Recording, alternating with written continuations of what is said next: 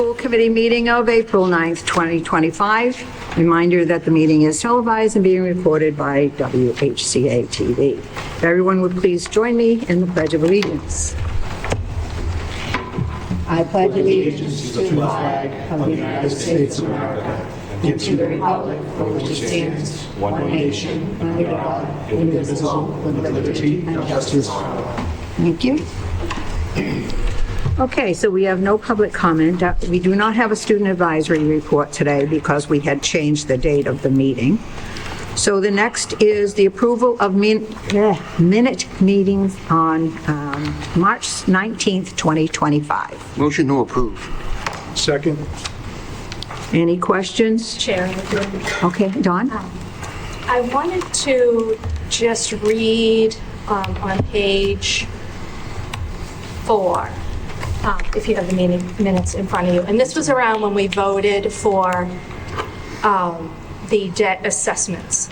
I actually went back to watch the video because I was a little unsure after we voted for this, and there was conversation, and on the minutes it says Mr. Marshall explained that the debt assessment was specific to each town. He answered a question by noting that Hanson was covering some HVAC-related debt at the high school while continuing to pay for the current building. So I went back to watch the meeting, and I know, Chair, you had actually brought forward a question saying that this is a little different and asked Superintendent to explain it, and then he deferred to Mr. Marshall. My reason for bringing this up is because it is different the way we voted it, but I don't think it should have been different. So I'm not making a motion to change any of the minutes because it does reflect what happened. But I feel it's, for the purpose of discussion, it warrants bringing it to the attention of the committee, because in the budget book, and when you go back to the video, this is on page 10 in the budget book, there is discussion over whether this debt, the voted amount, includes the high school debt assessed to the town of Hanson plus their piece of their HVAC. And based on the minutes that we voted just for the Hanson High School portion of the debt. And then it was discussed that the HVAC was previously voted, and previously. You go to. But if I look at page 10, and we look at FY25 appropriated, and I went back to the minutes, March 20th of 2024. Last year, we voted Hanson's high school portion plus their HVAC portion, which on this report is $240,000 plus $11,000. And I believe at that time that Hanson had made a decision to only pay the interest on their HVAC debt. So that's why it's only $11,000. But the committee last year voted in total 251 or 252.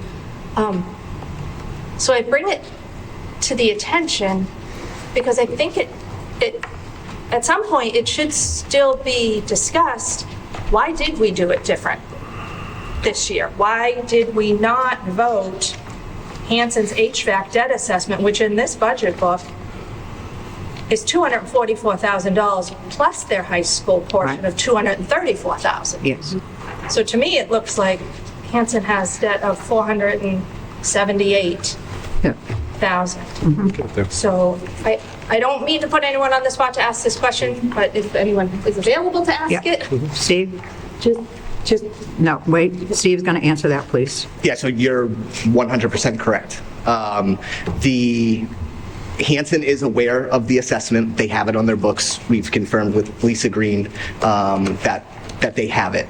The Whitman assessment we do not have yet because we're still going out to bid. So I will be coming forward with an additional assessment that's going to them that we will vote for them. The entirety of the HVAC assessment, it's already been voted. So they have to pay it. I don't know. For me, I didn't include it for that reason, knowing that in the past you have included that in the assessment at the same time that the operational assessment goes with them, in the same way that the high school assessment does. So it'll come forward, but I can confirm that Hanson is aware of that amount and they have it in their number that they've put forward. Okay, one follow-up question, because the HVAC debt, which I believe was at the time around 2020, and it was $500,000, and then a second time another $500,000, and for a period of years, they've chosen to pay just the interest, right, bond anticipation note. Is there a termination period when the debt becomes due, or how many years can they continue?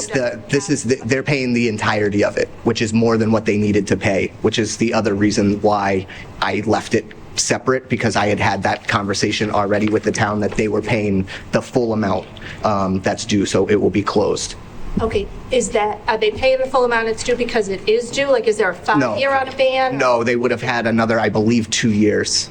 Yeah, they chose to pay it off this year. Okay, they're choosing that. Okay, so they've communicated they're Yes. electing to do that. Okay.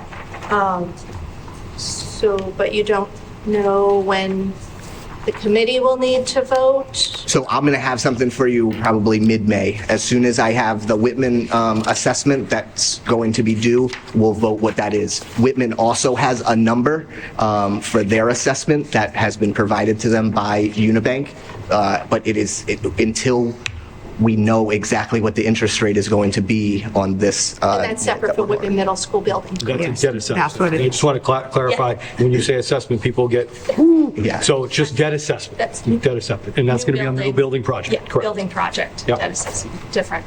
Yeah, and the building committee will be voting on, that will be, and the school committee will be voting in May 7th Okay, on whichever rate is coming in. okay. Okay. So that helps to understand. Yeah, Rosemary? Yeah, thank you. So just to clarify, in the audit for 2022, the one that we had, the Hanson Middle School HVAC AC was $855,000, is this correct? Right. And then how much is paid off last year What document are you referring to? in the audit? Oh, the infamous audit? Okay. I don't know, Stephen doesn't have that in front of him right now, Okay. at this point. All right, it's just, The total left to pay is the $240,000 number, I believe, that is so listed. in It's in the budget book, 238. yeah. It's in the budget book. Yeah. That's Okay. the total amount remaining. Yep. thank you. No problem. Okay, thank Thanks. you. Thanks, Stephen. Sorry. Okay? Yeah. Is that it? So we need a vote on Okay, that. so we need a vote on the minutes then. All in favor? Okay, unanimous? Okay, just a couple of things I just want to mention that's going on. Obviously, the committee knows, and most of the community knows, we had, since April 1st, April Fool's Day, we had a social media incident at Hanson Middle School. Got a nice wake-up call at 4 a.m. And then just recently on Tuesday, we had another social media incident in the high school. Just want to assure folks out there, when we work with the Hanson Police, we defer to their professional judgment for any type of threat assessment. Some of our administrative staff have gone through threat assessment training, but we always defer to the police departments, the detectives, the chief, and whenever there's a threat that comes to our school buildings, it's all hands on deck, and in the case of the high school, it was also Whitman, so we have a lot of dialogue. I will say that there's a process out there, and word to the, as I mentioned in the email or in the press release, that the FBI is watching social media accounts, and their algorithms are there to flag school, threat, inappropriate language, threats of violence, whatever. And these two young people that were involved in this, there was no direct threat to the schools. They said something inappropriate, which the algorithm picks up. The FBI contacts local PDs, which great, again, the system works. And in theory, it worked extremely well because the inappropriate comment that was said on Tuesday happened while they were in school. And we were able to identify that within a half an hour. So I would never, and this is an I statement, would never put students at risk. I have students of my own. I would never want the administrators to put them at risk.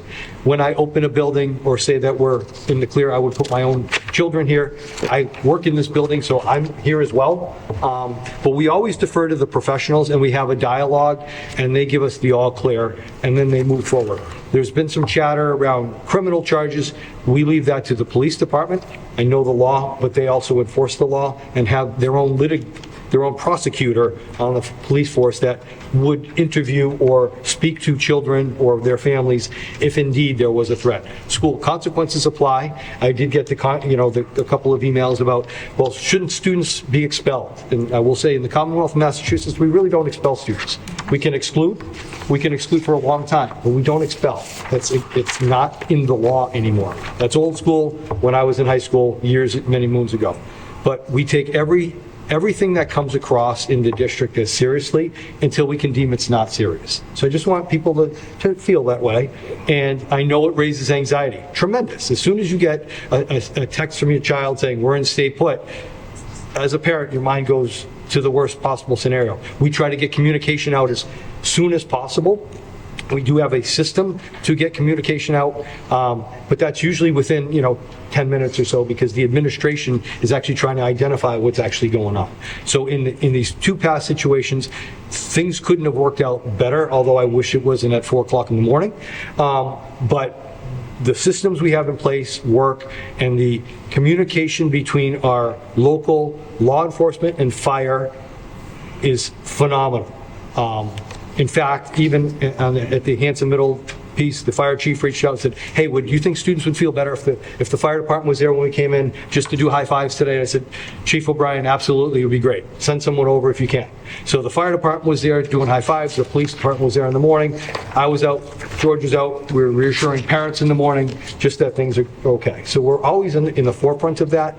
And the priority of the district is to make sure that students and staff feel safe, and then communicate with parents as best we can within the scope of confidentiality for both law enforcement of what they will pursue if needed, and consequences within the school. And I hope folks can accept that, and if we need to have a further dialogue, we will. So those are the two major things that I had going on. On the flip side, parent conferences are going on in the district right now, this week and next week. Spring break starts a week from Friday. We have our high school students going to Greece on Thursday. They'll be gone for 8 or 9 days. And yeah, we're plugging through the April vacation. Much needed, and I hope the weather changes just a touch bit so it's a little bit warmer.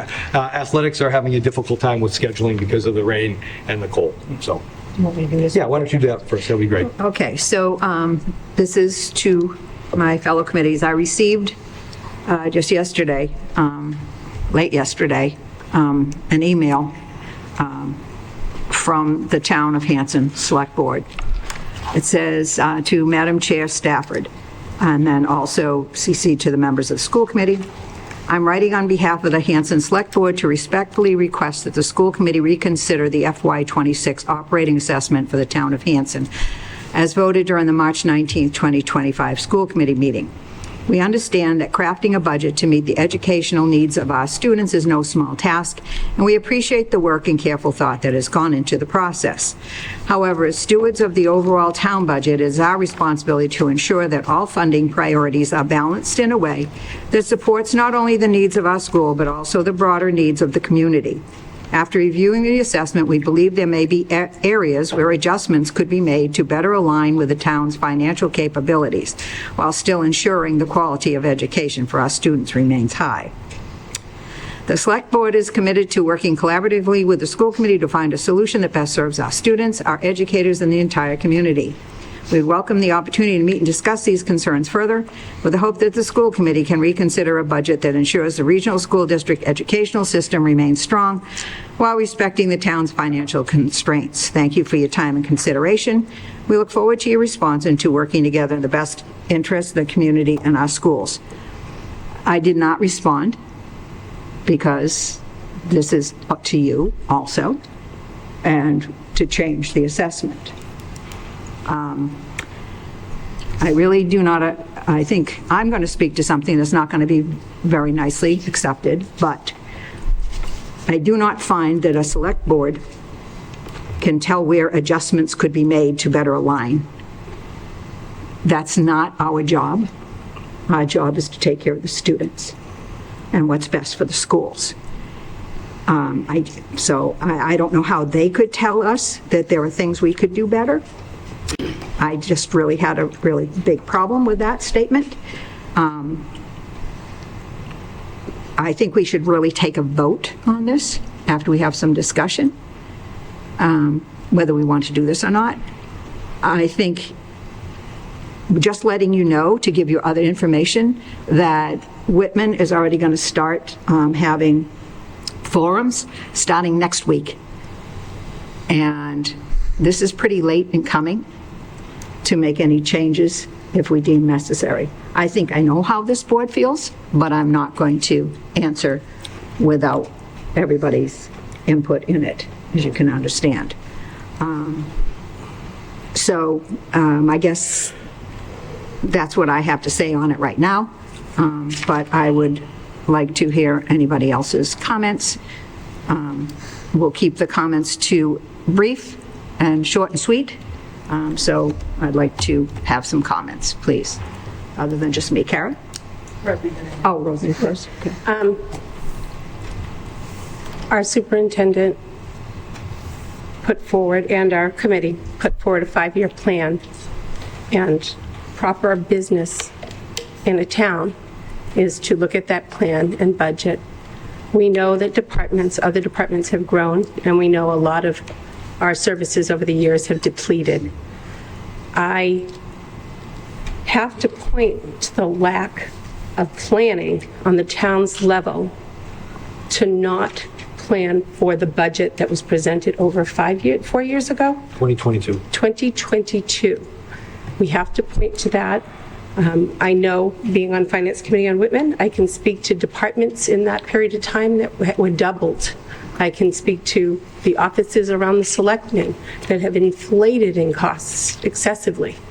And I can also speak to my experience when I was here, not having what we even had when I was younger.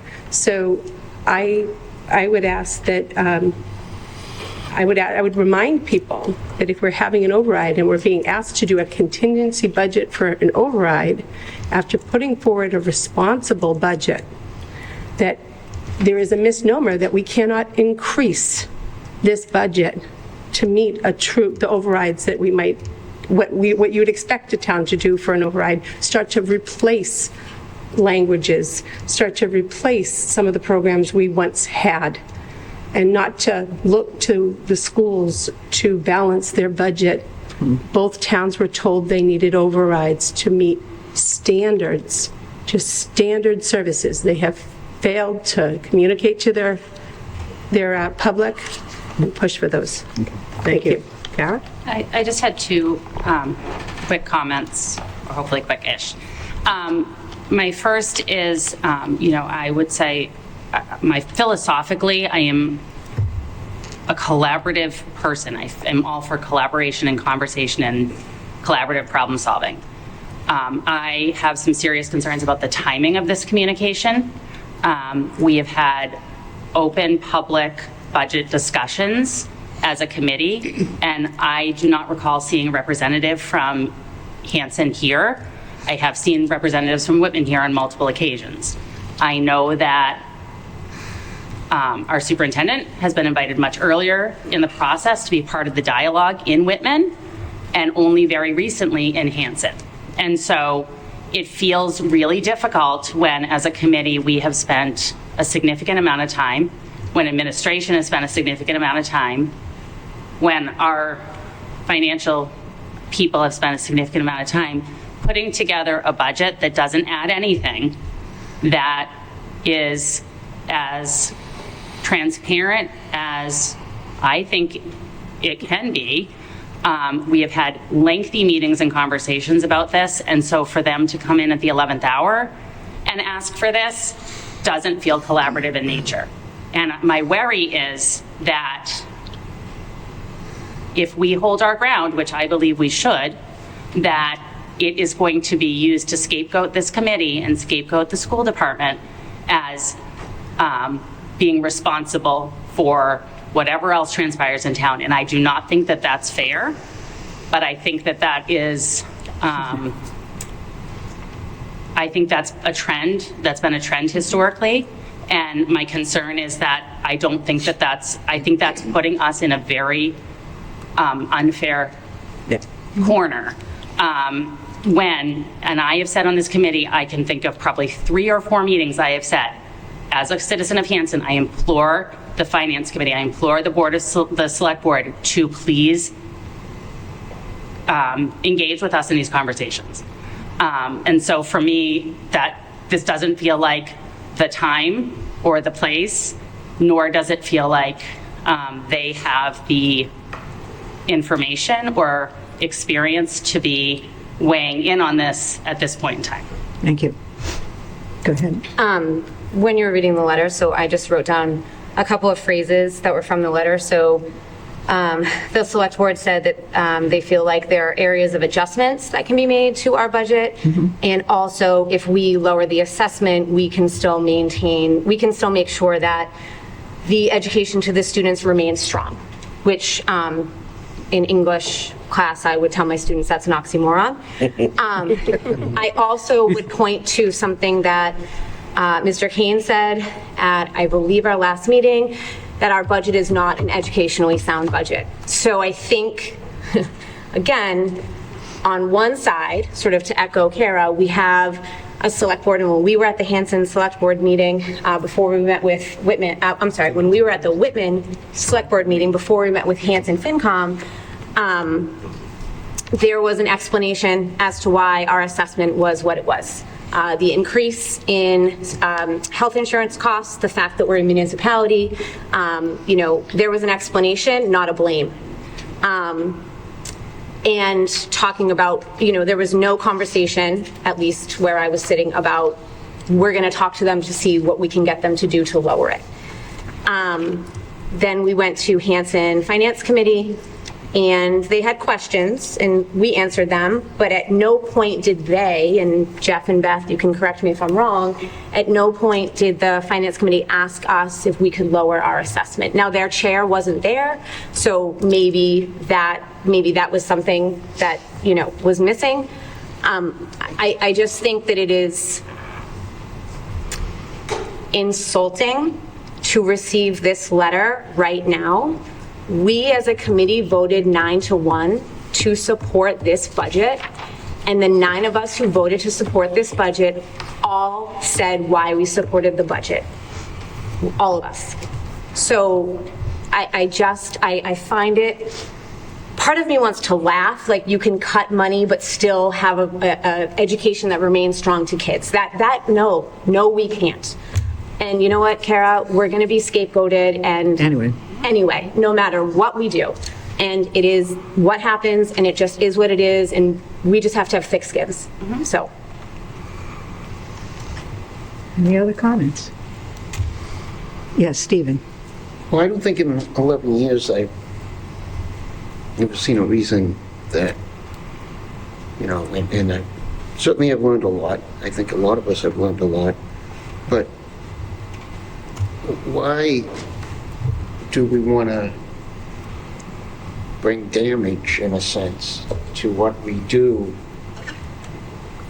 when is there a suggestion from those same people that this is what they're going to do? We're damaging the lives of people. We're damaging just the whole aura of kids. I mean, if they're now hearing about FBI and this and that and stay put, we're trying to get them to another place. I received an email today at work. Human capital. I can either make a decision to take $25,000 and leave the federal service, or I can risk being let go after April 14th. And I mention that because this has been one heck of a whirlwind of a month, of a year. And we're trying to do our best to keep stability within our classrooms and keep giving the best that we can. And we learned a lot about how we give the best because of the people we have. I always look at my friend over there. I've been in class, I said this just last night, I've been in classrooms for many years. I've seen the work that's done. When you see a fifth grader go from drawing the NLM on a window in the Indian Head School to now being one of the science teachers at the Hanson Middle School, that's a hell of an achievement. And I did it on a very small salary, 0. And I did it for many, many years in a row. I ended up speaking French in Mrs. Butman's class, God rest her soul, which I hadn't done in many years. You know, there's just so much to it. I'm probably gonna not have my job in a culture that just built me up and surrounded me with love and consideration and everything else. And I don't want that to happen to our students, that they lose that same thing. There's more than money. Said it last night, Rosemary, right? I'm not supposed to talk about it, right? It's beyond money. And it's caring and fostering and just achieving for them. Thank you, Steve. Anybody else? Thank you. Thank you. I got a question. Don, Strike my words there. Don, and then Glenn. Thank you. I'll reference page 10 again that we just did. This pie chart represents the entire budget, and 43% of the revenue that pays teachers' salaries is not going up at all. That's state aid, that's other revenue. 43% is getting a 0% increase. That's why the town of Hanson's assessment being 25% and Whitman's being 32% of our budget is getting the assessment it is. Because a large portion is our state aid. So please help us and ride that train and advocate for that. That's my first point. Next, sorry, I'll try to be brief, Chair. We have a Whitman selectman in the room. Thank you for coming, Sean. I have heard Sean repeatedly ask. We have a Hanson one as well. Ed is here. Ed's a Hanson. Yes, as well. True. I'm going to reference what Mr. Kane has said in meetings. If we ask people to sacrifice, we need to show sacrifice. I appreciate the letter from the Select Board in Hanson. At the same time, I think that letter is poignant because it sounds like a negotiation. And at the Hanson Select Board meeting on March 11th, it's recorded, the chair of the Finance Committee in Hanson says, when I started doing this, which they referenced around 2012, the chair of the Finance Committee says the school budget was maybe one of the easier parts of it. We never really had to worry about it because we were always able to negotiate down. We were always able to negotiate down is what he says, and it's recorded. We were always able to get the number we wanted. It was sort of right where we wanted. I wrote it down today as I watched the video. So partnership, that's why I find the letter interesting that comes this year. I've been following school committee for a decade. I never saw a negotiation. So where did that negotiation down happen? I know where I saw it among former 10 school committee members who would reduce the school budget. And that's where we sacrificed. That's where we sacrificed in the past. And that's the whole. That's the whole. And you go, and I went back to DESI, 2014, 2015, 2016, bottom 5% in the state funding. That's where we sat. We're a little bit higher now. We're just maybe hitting the 20%. Is that okay? Is our budget that we set at 20% compared to the 400 school districts in Massachusetts okay? With parents, is it okay? So I look to, out of what the Hanson and Whitman assessments on town meeting floor will pay per pupil, we've said it before, it's the best deal you're going to get. It's the best deal, and you're asking us to go lower. You're asking us to go lower, and if we go lower, Hanson and Whitman, next year you'll ask us to go lower again. You will, because there's no low too low that we've learned from these towns. They'll keep negotiating at lower. And I look at the charter school per pupil that we have to pay, because this district gets the assessment, $15,000. And your Whitman and Hanson town assessments are paying about $10,000. The vocational assessment per pupil out of taxpayer dollars is up to $11,000. The agricultural schools charge $30,000. They charge upwards of $20,000 to transport. There's children, one child getting $40,000 to $50,000 for that education to a public school, agricultural. It's a program we don't offer here, so they can go there. So if we're looking to cut, I think the only thing I say that as a committee, this district can do is be mindful of students who are choosing to go other places, that our superintendent is getting a letter that's asking him, that the town's going to have to pay that education bill, and our superintendent's asked to sign off on that. So I'm actually going to make a motion. It's not one anyone's expecting tonight. The motion is, and I can rip this and send it on down to you, Jen, that the superintendent shall provide the committee with a monthly report of all notifications of student applications to Chapter 74 non-resident student tuition programs outside of the Whitman-Hanson Regional School District. I second that motion. So my discussion is, this isn't for the purpose of this committee to decide to prevent children from going to other programs. Right. It's to have an awareness. Step one, an awareness of the cost of education. So, Jen, if you may, go sit down. I wrote that motion. So just to wrap up what I had to say about Hang on. You have a motion and a second now.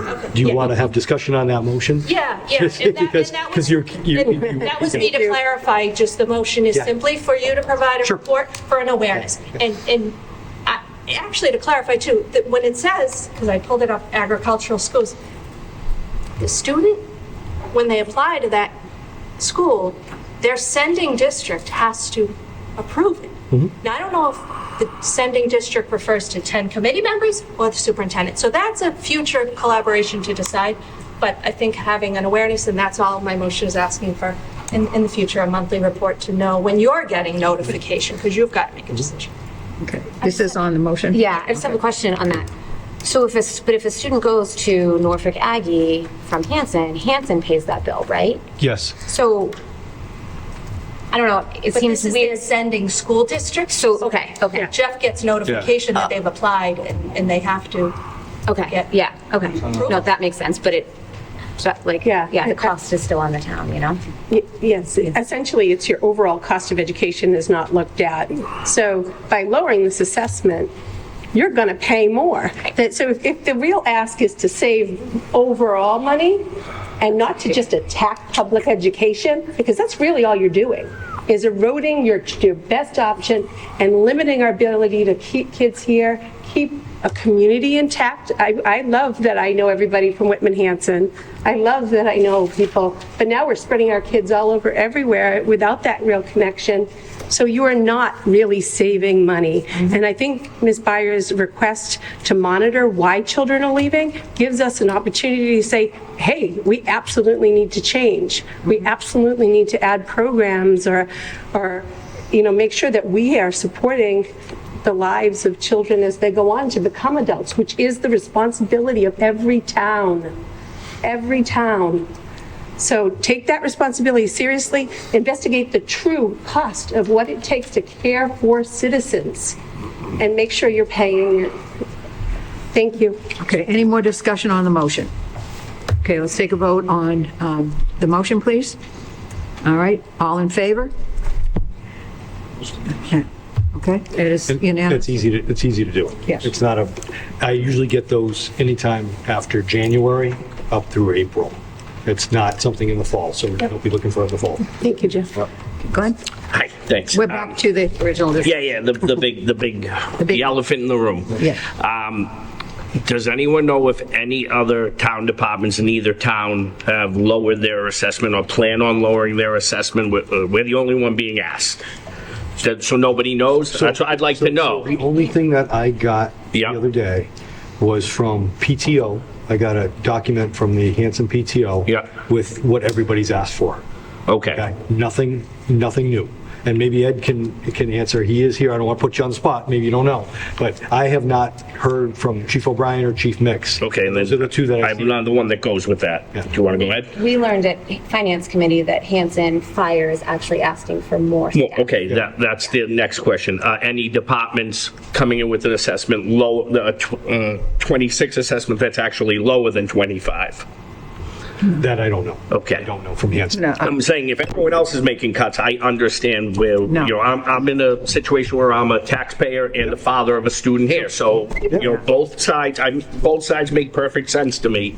It's hard to, and I don't think anyone's attacking anyone. I think everyone wants the best for, everyone's situation is different, you know, and money matters.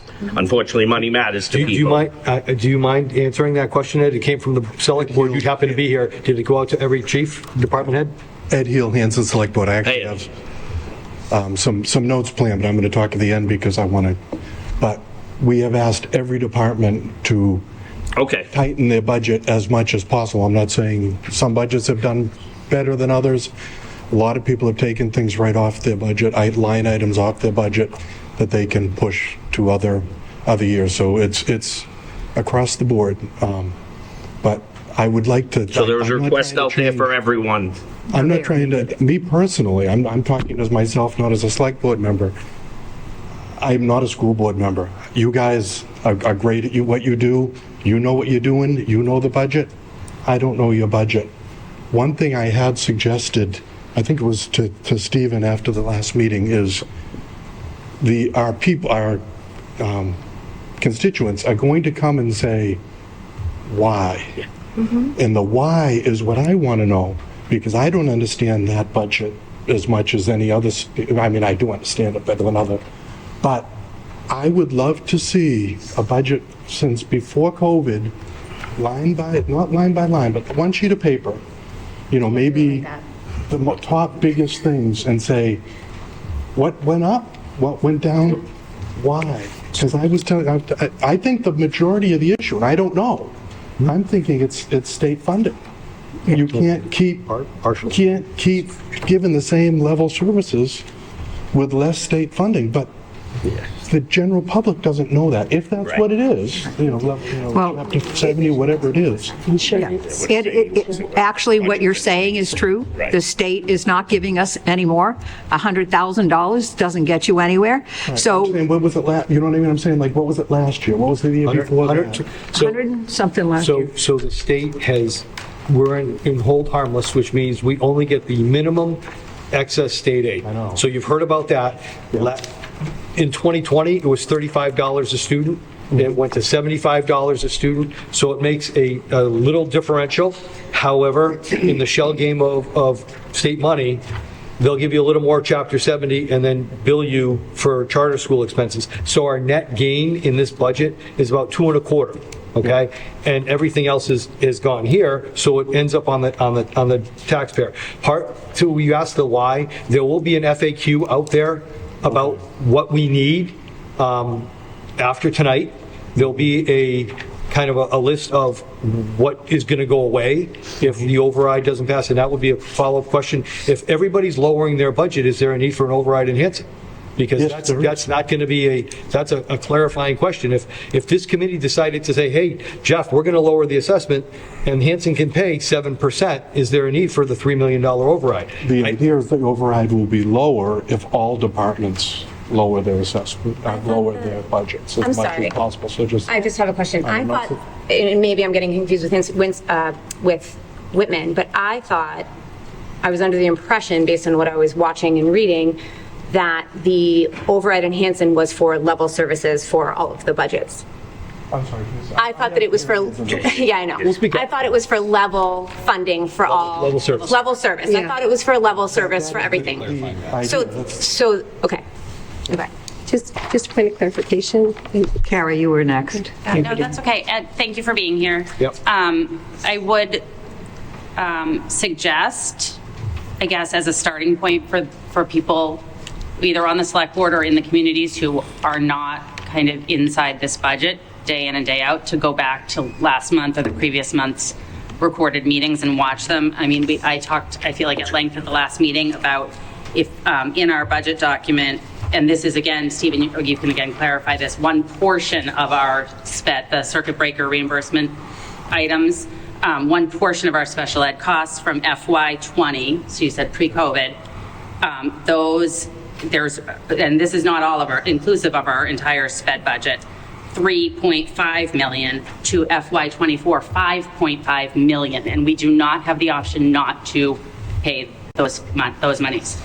So special ed costs are astronomically high and continue to increase at huge rates. I think charter school reimbursement, again, to the state part, we're paying a lot of money out and not getting a lot in back from the state. I think there's insurance costs. There's a lot of things that are outside of our control, and also we don't have the option of taking out of our budget.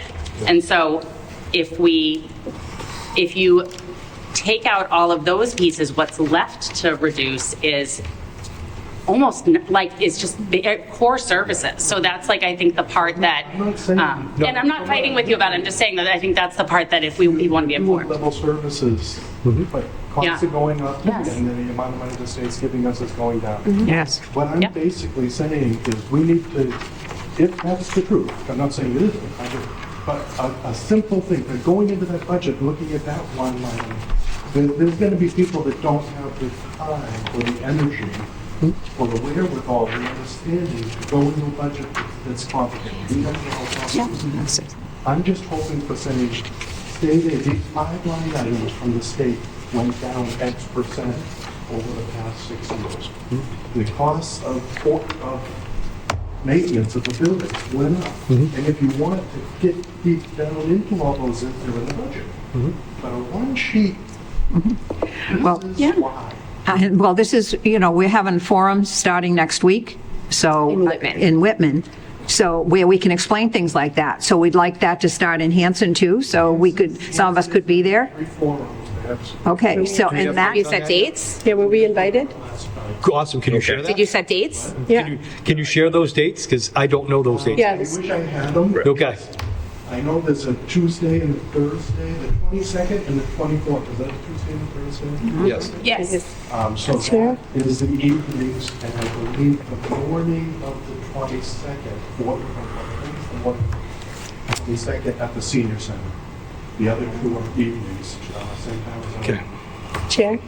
our meeting, which is at 6:30. Okay, so that's what I was going to say, is those things can be explained at that time to anybody who hasn't been paying attention and watching.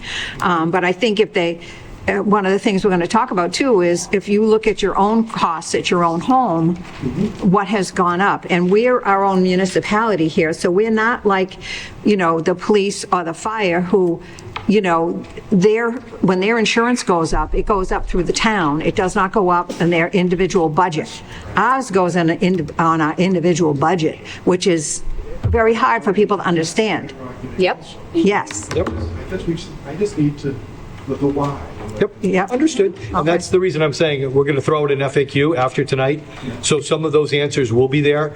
And not only state aid has gone down, state expectations have been there that we haven't necessarily, and when you say pre-COVID, this district didn't fund anything pre-COVID, so we couldn't meet state expectations, and now we're being held a little bit more accountable to say, we need high-quality instructional materials. If you watch Channel 25 News today, you talked about low-quality instructional materials. We provide high-quality instructional materials here, and that's a necessity, not a maybe we should have. Okay, so those are the things that have escalated since George and I have come in and had started looking at what are we being held accountable for. So the state's expecting this, the state's not providing this, so it goes back to the revenue sources of the 2 communities.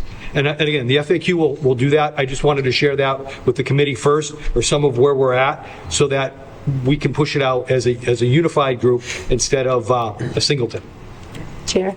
Okay, go ahead. Okay, so both towns did a survey, hired a consultant with taxpayers' money to say, what does it cost and what would we need?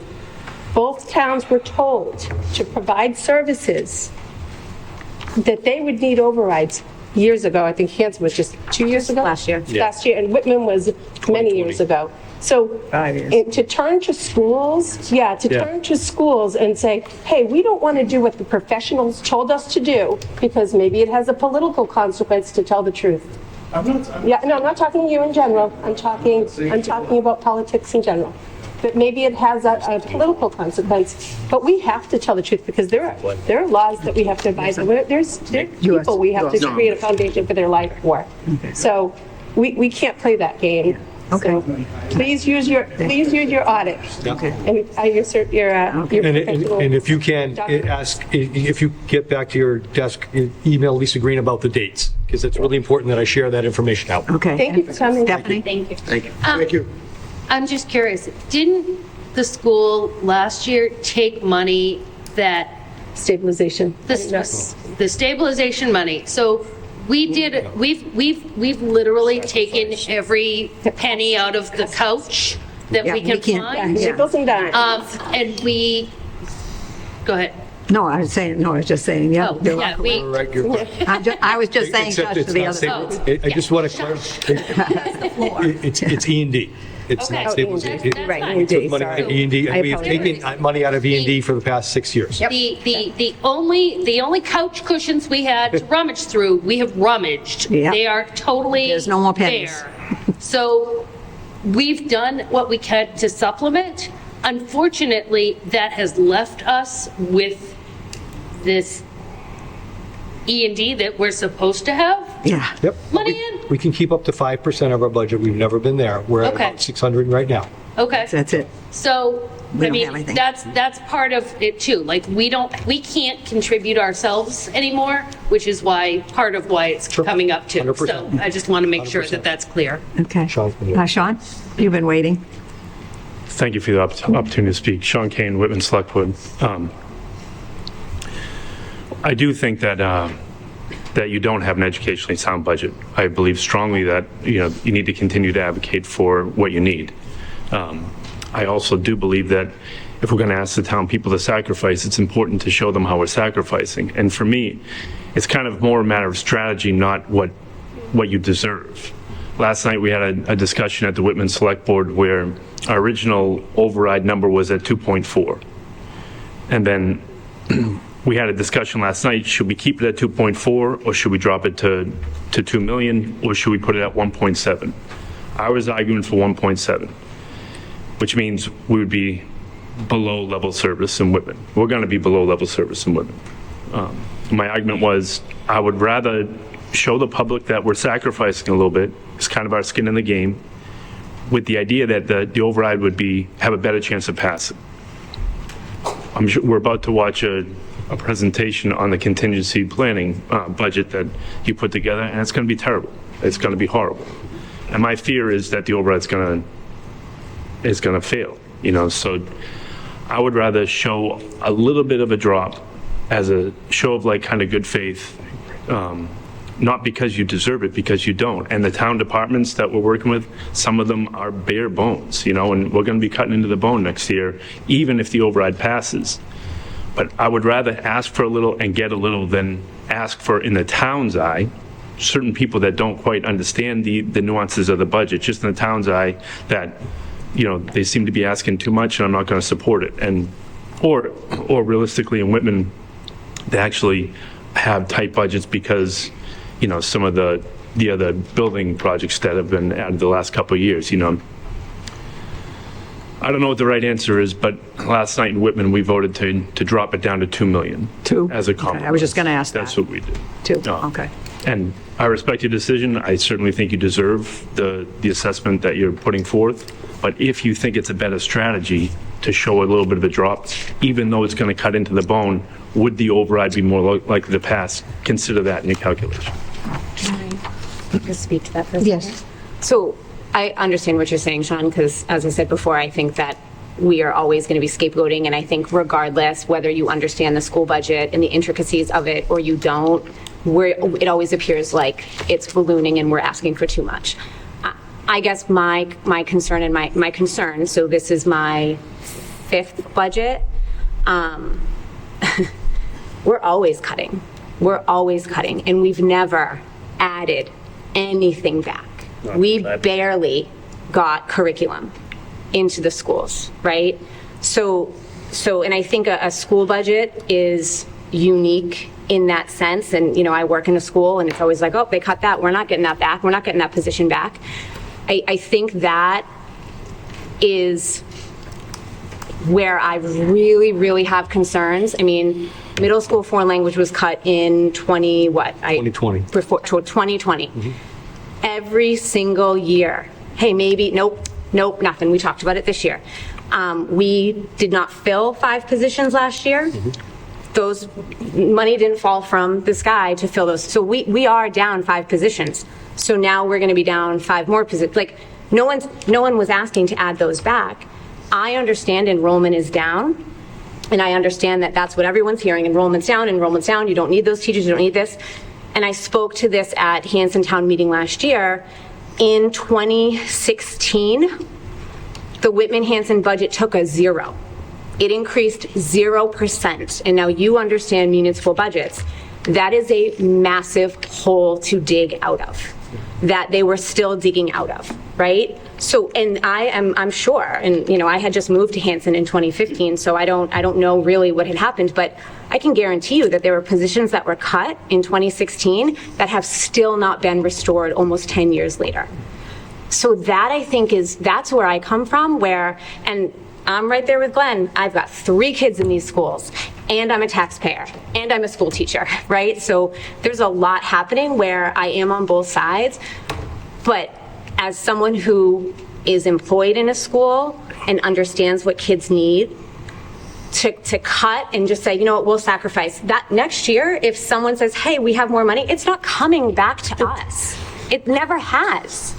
And it's not going to. And I appreciate your support, because I do think that, in my opinion, I think that you've been supportive in a responsible way, right? Not like, go ahead, take the checkbook and go. But that's my concern. And I think that because the school district is scapegoated, if we ask for something, 1 year, 2 years ago, 3 years ago, we asked for robotics and technology, and we all sat in the Whitman Town Hall. Could have got it for Fred. And we got, He wanted it. right, and we were told absolutely not. How dare you ask for something added onto this budget? No way. So in my experience and in the past practice, that's not feasible. It's not feasible to show the town we're sacrificing. We already are. And you know what? I'm not, because I'm not going to school at any of the Whitman or Hanson schools. I'm not sacrificing, but my kids are. Yeah. Right? And his kid is. And anybody else who's watching kids are. Those are the ones who are sacrificing. So that is just, thank you for your comments, and thank you both for being here. All right. Okay, we're just going to about end it, because I want to get a decision, but go ahead. Okay, I want you to walk me through the process one more time, Jeff. So we come up to the override vote, right? Town shoots it down. What happens then? We don't have a budget. We don't have a Point of budget. clarification, which town? Yeah, right. Right. Okay, I'm going to go with Hanson because that's where I live. So it doesn't happen. We don't have a budget. What do we do without a budget? Same as we did last year. So if we don't have an approved budget by both towns, we don't have a budget. Okay. Okay. So what happens We then? come back here. Yeah. And then can determine what the assessment. But I know last year we just sent it right back again with no changes. Correct. And then it's up to town meeting. Okay. To vote it again. All right. If we don't have a budget by July 1st, we're in a bigger. That's when the state comes. Good, yes. And they I'm take on a over on level funded- a monthly basis. I just want everyone to know Correct. this. That's why I'm kind of And speaking to the. that's going to be in the FAQ too. Now, Stephen, if you could put you on, what happens if one town votes everything and one town doesn't? But, because we did this scenario too, I thought, hey, we're in good shape. If we're not, we're still. We need without both a towns. budget, but there's still a differential in what we would have to get. So Stephen, Just because the way the towns are assessed and the percentage of the assessment and the split of enrollment, if Hanson, say, override fails, right, then, and Whitman passes, we still have to go through the assessment. We can't just assess Whitman because they have the cash, the original amount, and then assess Hanson something different because they don't have the money. So if one fails, both fails. In a sense, In a sense. either way, you're going to have to You're not come back to the progressing. table and Yes. and Yeah. work, or you don't and you stay put on your budget, but then the state is going to come in and we're going to be at a 1/12 budget, and that's the worst case scenario. Okay, one more quick. So not just our budget comes back, all budgets across, all town budgets? Sorry. So I believe so. I'm not, I know it's Article 2 in Whitman. I don't know what it is in Hanson. I don't know if they're all lumped together. I don't remember. So everything hinges on the Everybody's. On that one article. override? Yeah. Yes. And I believe so. I mean, It's like we're in limbo until that happens. I don't want to make a decision until I know what, I get it. We gotta be careful. Okay, sorry, one more question. What's all that? right, one more, quick one. A failed override in either town does not reject our budget. Correct. Right. Correct. We just So- don't have a budget. No. It doesn't That's reject. not true. Still approved, because they have approved it at town meeting, and We didn't vote continue. See, and I'm not sure, I don't know how that's going to be phrased in that warrant article, if the budget is contingent upon the override. Do you know what I mean? Because I think, and I don't know, Sean, how it's been working in Whitman again, because that was a conversation that the select board did have, if it was going to be an either or. Right. And so I don't have a correct answer, so I don't know what that means, because I haven't gone through both towns need an override, so to speak. Yeah. I have the law here, 71. No, we're not going to, Could Sean just answer that question? Yeah. How is it going to be presented in the article? There's not going to be a contingency budget. There's not going to be two budgets on the town meeting floor in Whitman. It's just going to be one budget contingent on the override, the whole budget, all of Article 2. So if all of Article 2, if the override fails, then all of Article 2, we have to come back and have another town meeting. It's not like we have a second budget that is going to be a contingency budget that is also voted on. So gets that too means Article confusing. 2 doesn't pass. It doesn't, so the whole budget is yeah, rejected. okay. All right, so let's get, okay, we're not going to do law, we're not going to do anything, because all I was asking for at this point was about the letter. Sorry. Yeah. So we could have a response. Sorry. Okay, guys? And that's what I was looking for. I think I know the answer, but I'd like to, prepare a response to this, to the request. And so I guess I would like a motion, and so that this would be on record. So can I have a motion? It's up to you guys. However you want to say it. I need a motion. Prepare a on it. response. A motion to prepare a response to respectfully decline your request. Second. Any discussion? can we have a copy of that letter? I don't. Yes, Sure, it's yeah, going to we'll get it put it in tomorrow. the packet, Because I just got it, so, yes, I was going to say that, I'm sorry. Yeah, you get a copy. Yes. Okay, all in favor? Okay, Thank you. thank you for your answer. So a lot of what you talked about is going to be here a little bit, but so I'm in a really interesting position, as I always am at this time of year, to, as I put forth a budget that I think could always be raised to provide more services for our students, but we end up at a level service, and then we sit here as we get closer to town meeting, and this year in particular, have a contingency of what happens if.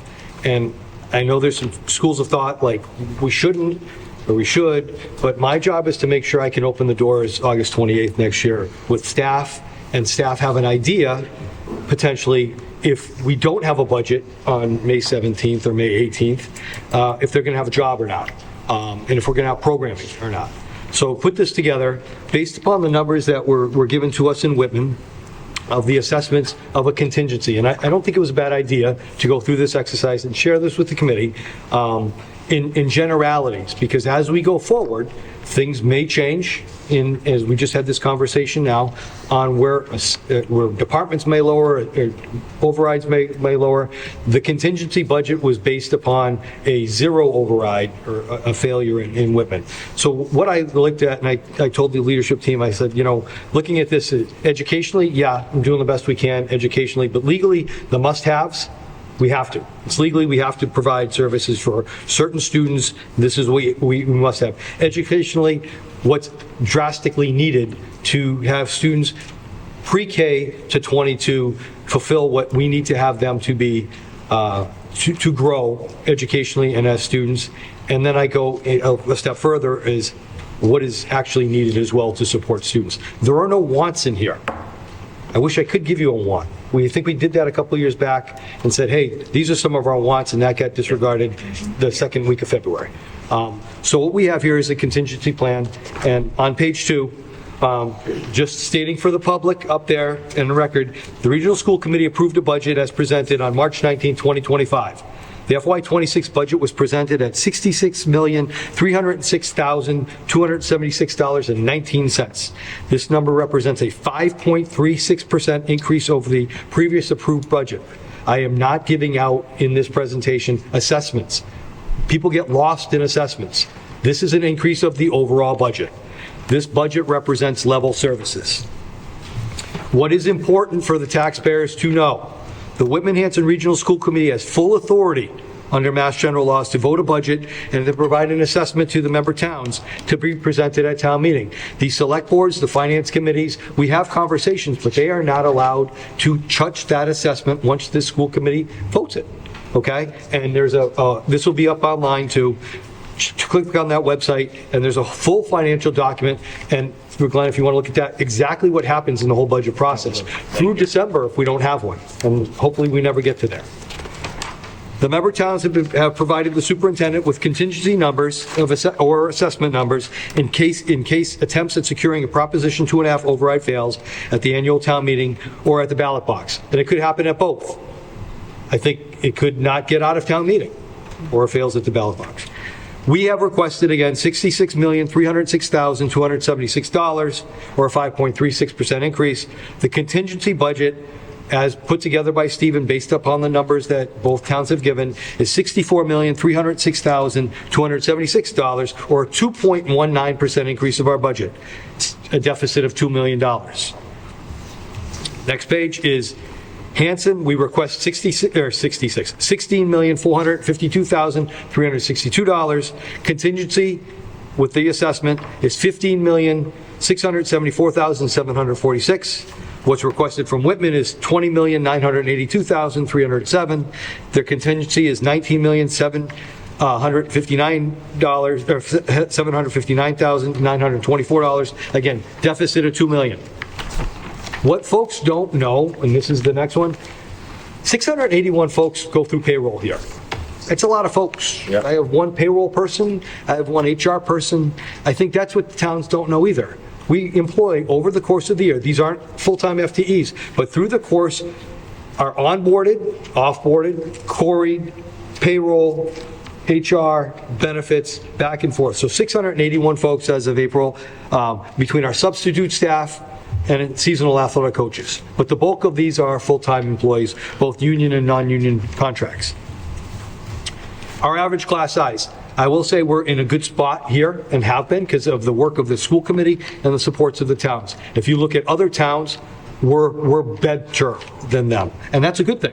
We shouldn't be punished for having good class sizes. Elementary class size is currently around 20 per class, and that's an average of all 3 schools. I do not include kindergarten in that. Okay, kindergarten, we try to go a little bit lower because obviously our 5-year-olds are coming to school for the first time. Middle school class size, again, pretty decent. It's 21.25. I do not count related arts in these numbers.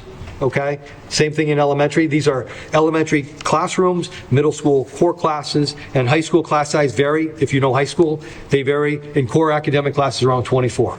We very rarely have a class of 26 or 27, but because of some of the cuts we've made in the past, I do have some math classes that are a little bit more. And we do have class sizes smaller because we have co-taught special education classes where there are 2 teachers and a class of 25 just doesn't work. Teachers out there know that, and parents of students in inclusion classes actually know what the difference is there. The contingency budget leaves us a deficit of $2 million. And this is a question. I can't just cut $2 million. Why does the district have to cut more than $2 million when balancing FY26 if there's a failed override? The district is a reimbursable employer for unemployment insurance, meaning we reimburse the state dollar for benefits paid to former employees. The district has to account for unemployment costs associated with a reduction in force, or what we call a RIF. That term is used to describe when people are let go from a position due to budget cuts. Currently, unemployment coverage is estimated at 40% per position. An example would be if a person who holds a position worth $70,000, and that's my benchmark for teachers right now, the district needs to account for a $98,000 cut or $28,000 more. So if I'm laying off 3 teachers, I'm really laying off 4 to cover those costs. This is the big picture item right now, trying to get to 2 million. What are the potential cuts if the district isn't fully funded by the town at the assessment that we sent them? I'm looking at 2 plus full-time administrators, whether that be non-contractual, non-union employees or union administrators. That's going to be a differential in, we're looking at all administrators across the board. 8 paraprofessionals or FTEs of paraprofessionals and 14 FTEs of teaching staff. The teacher leader stipends, we have about $100,000 in teacher leader stipends out there, meaning those are the teachers that support their grade levels. Leadership positions that we try to offer staff to pull some, or to have those collegial talks with their staff. And we're cutting district-wide curriculum. Okay? The curriculum that we work really hard, what I said out there, high-quality instructional materials, we would have to cut, and we'd have to look to the state for their freebies.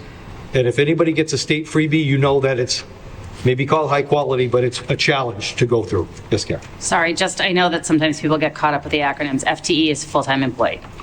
Thank you. Appreciate that. So I'm looking at a total of 24 to get to that 2 million, and it's really $2.2 million with the unemployment right now, 24 total full-time positions. That's what I'm looking at right now. That's across the district. It's not one school, it's not one area, it's not one grade level. We are looking diligently right now. As I said, administrative cuts will come from non-union and union employees. Staff cuts will come from all buildings and all grade levels. Library support. We only have one librarian in town. Well, you got an 8. We only have one. I have paraprofessionals at all the other libraries. Elementary, middle, and high school classrooms. That means larger class sizes, or an AP might be not offered. I'm not sure yet. We're looking at some, and I'll explain that in a minute. Art, band, and our interventionists that we've put in, again, based upon what the state is expecting from MTSS, which is our multi-tiered system of student support.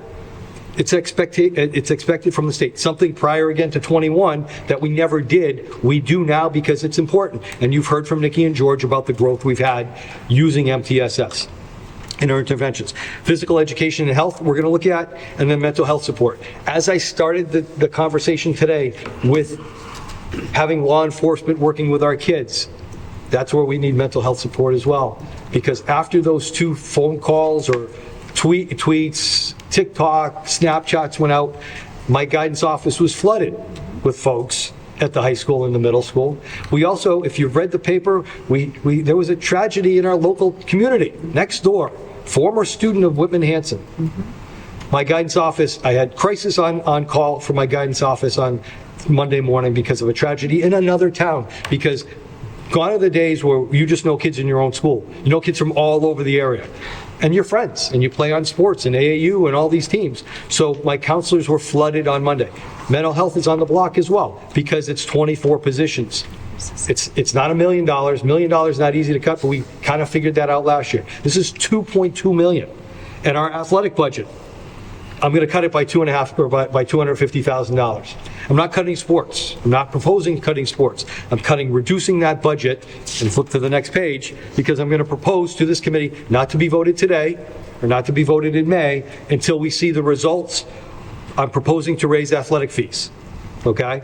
And also an extracurricular fee, okay? So right now, we currently charge $250 for your first sport, $50 each additional sport. So if I'm a 3-sport athlete, my parents or myself is paying $350 for me to participate. I'm looking at making up that $250,000 in fees, $500 per sport with no family cap.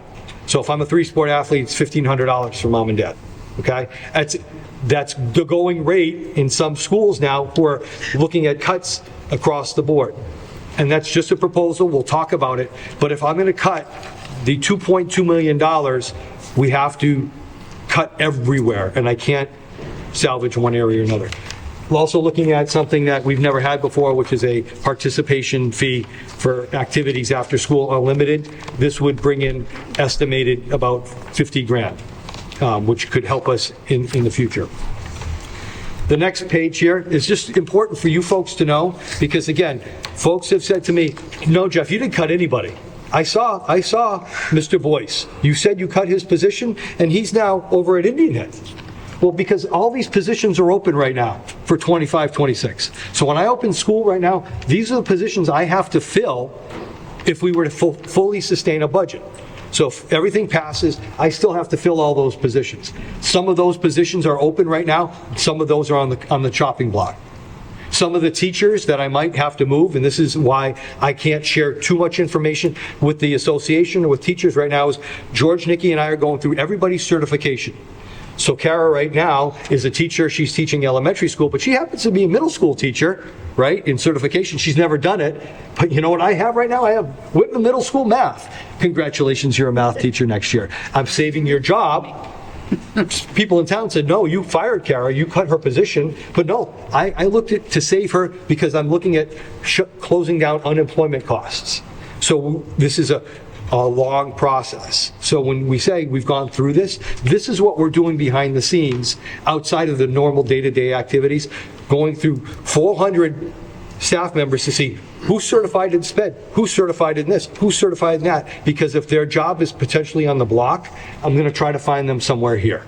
But I also wanted the committee to know that's open already between retirements and people not coming back from maternity or people resigning to find something else. So those are positions that, again, the taxpayer goes, no, I saw, you said you cut the fifth grade teacher at Indian Head. And that's not a cut, folks. It's not even at Indian Head anymore, but that's not a cut, all right? I'm not saying that's a cut. I don't want people to go, oh my God, it's a cut. But she used to teach fourth grade at Indian Head, and now she's at middle school. So you didn't tell the truth again. You just moved around. You shuffled the deck, because I've heard that in the past. No, that's why I'm showing that right now. That's an important slide for you to know, because we're working diligently right now to see how we can save, even though the position might be gone, how do we save the person? Okay? So if we get to ground zero, if things don't go the way the district needs them to go, this is what I'm proposing. I would come to the committee with some more numbers on the proposals of the fees, but I am telling the community right now, $2.2 million is not easy to cut in this budget. There's no skin. I'm cutting curriculum. The stuff we worked diligently to get in, that the district didn't have curriculum since 2001. We got it in 2019. So now in 2025, 26, we're going back to 2001.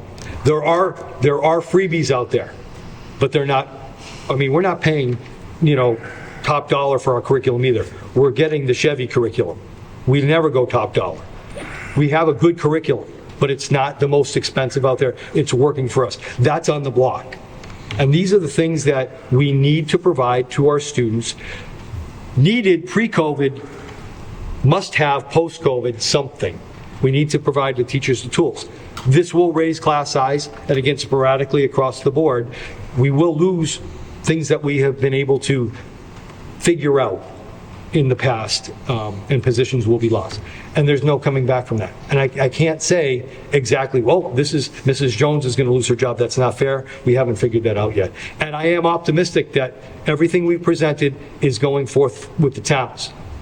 Now, again, the news on the $2 million override, I don't know what that sets with us as the assessment that we gave the town of Whitman. That might be something new, and I'll have Stephen come up with those numbers for us, even with a successful override, what that may look like if the town, with our current assessment, what they may lose or the number that they may not be able to get to. That's just new information for us. But this is what I have, folks. This isn't a want budget at all. This is a need budget, and these are the necessary pieces that we'll have to deal with on May 18th if we don't have a successful approval in both communities on May 17th.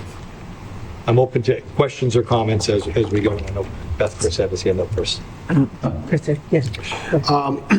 So thank you for doing this. I agree. I think this is a positive exercise regardless, you know what I mean, and trying to see what we're at. So I just had a couple of questions about these contingency numbers. Yep. Are these contingency numbers, that we have come up with, or the district has come up with, or the Hanson contingency and the Whitman contingency, this is what Hanson and Whitman have told us, without this override, this is what we can do. So when we met with the joint meeting of the the Select Board and Whitman and Finance Committee, that was the number that was presented, that without an override, this is what Whitman can afford. Yeah. After they reduce police, fire, library, this is the number that we have. Okay. So then Stephen took those numbers and equated that similarly to Hanson. So at least we have a starting point. It might be better or it might be worse. This is the number that we have. So Whitman's was provided by the town. Correct. Hanson was extrapolated from that data. Correct. Just because of that 60-40 split. Yep. And then that then gets fed into the calculus that gives us the full budget total. Correct. Of that. Okay, so that's good. It's not good, I'm sorry. It's good to understand. And one point of clarification, I don't mean to interrupt. Yep, it's okay. I want folks on both boards too to watch the budgets that are being approved in our local communities. Nobody's approving a 2% budget. It's 3+, 4+, 5+, even the local communities that we consider ourselves better than. And I've heard we're better than some of the, if you read, there's a local news outlet that's out there, and I get an update every morning, this so-and-so cut a budget, or this passed the budget.